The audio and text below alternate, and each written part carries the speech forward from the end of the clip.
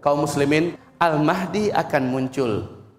Rasul mengatakan kemunculannya nanti di depan Ka'bah, antara rukun Hajar Aswad dengan Maqam Ibrahim. Di situ dia dipegang dan digenggam erat oleh orang-orang beriman dan dipaksa untuk mau dibaiat, dan beliau memberontak. Beliau menolak dan tidak mau dibaiat, takut menjadi Al-Mahdi dan dianggap sebagai Al-Mahdi, sementara ciri-ciri ada pada dia semua. Ciri-cirinya apa?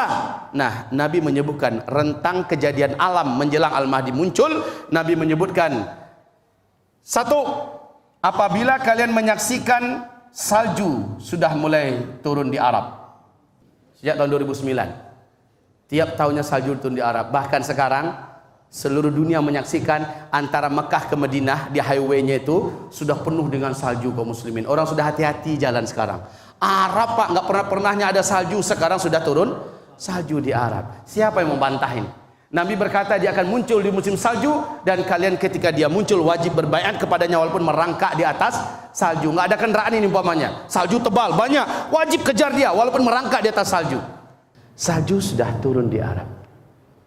Lalu dekatnya Al-Mahdi muncul, kata Rasul, peperangan merata dan terjadi keributan di Jazirah Arab dan sekitarnya. Huru-hara, kegaduhan, pertempuran, peperangan di huru-hara di Arab. Di mana-mana di Arab itu ribut setelah Arab Spring.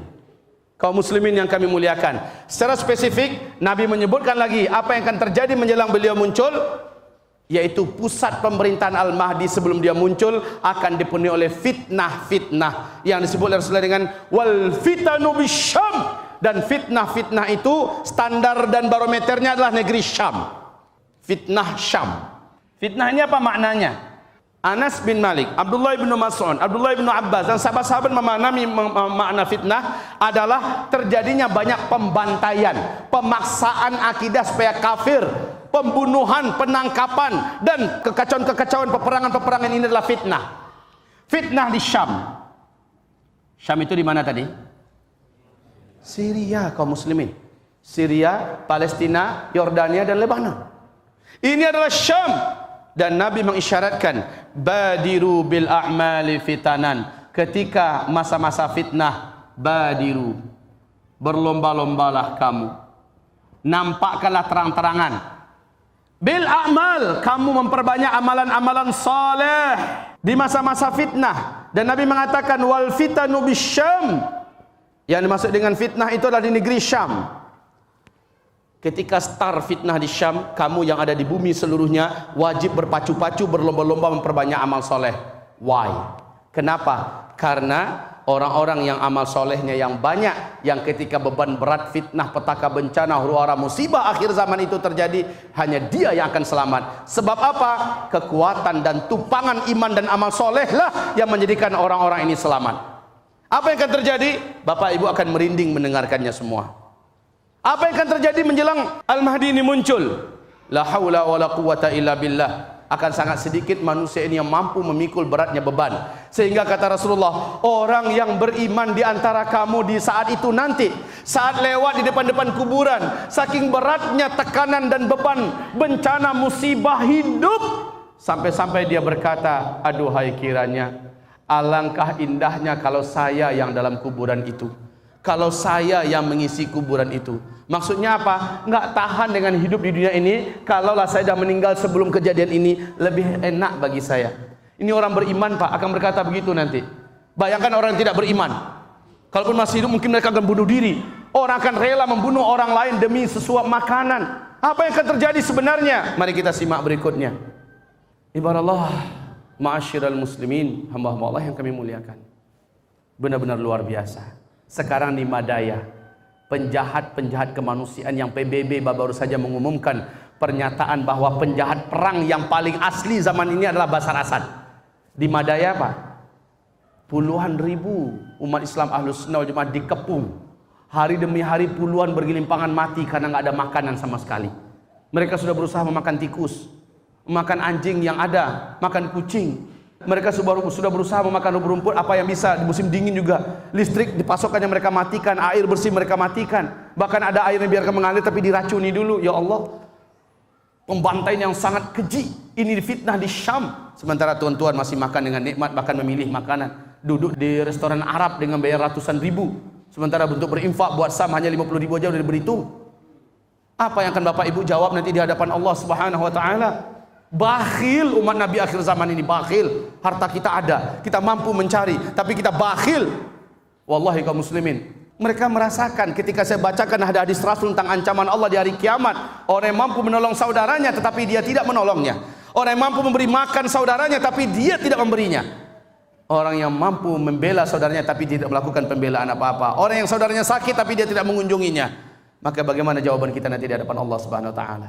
Sudah wajib ini Masjid Al-Ikhlas dan seluruh masjid Ahlussunnah wal Jamaah, seperti diumumkan oleh fatwa-fatwa ulama kibar seluruh dunia, wajib seluruh muslim satu bumi ini menolong saudara yang ada di Syria.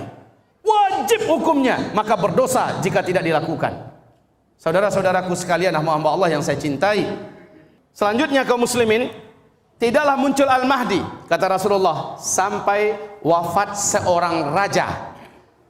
Yaktatil inda kanzikum thalathatun min abnail khalifah wala yasiru ila ay wahid minhum, akan saling bertelagah, akan saling begaduh, akan saling bertengkar.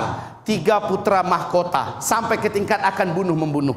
3 putra mahkota ketika seorang raja yang menguasai kanzikum. Kanz ini para ulama ahli hadis mutakhir mengatakan dia adalah Mekah dan Madinah. Ketika seorang raja penguasa Arab Saudi, kesingkatan hadisnya begitu jadinya, ketika seorang raja penguasa Arab Saudi meninggal dunia, 3 putra mahkota pengganti di belakangnya akan saling berbunuh-bunuhan atau saling bertengkar, bertelagah, begaduh sesama mereka, dan tidak ada seorang pun yang betul-betul dianggap pemimpin Mekah dan Madinah sampai memimpinlah Al-Mahdi dari keturunan kandungku, kata Nabi sallallahu alaihi wasallam. Untuk tuan-tuan ketahui siapakah telah meninggal dunia dan dia adalah raja Arab Saudi. Siapa namanya? Raja Abdullah. Dalam usia lebih 90 tahun beliau meninggal dunia. Baik kaum muslimin, berikutnya menjelang Al-Mahdi ini muncul, Nabi mengatakan la taqumus sa'ah hatta yahsiral furat. Tidak akan terjadi kiamat sampai sungai Efrat mengering terlebih dahulu. Silakan saksikan hari ini. Ingat hadis Nabi tadi, tidak akan terjadi kiamat sampai mengeringnya sungai Efrat. Nah kaum muslimin, Nabi mengatakan mengeringnya sungai Efrat ini akan menjadikan munculnya gunung emas dari dalam perut bumi Irak. Sungai Efrat telah mengering.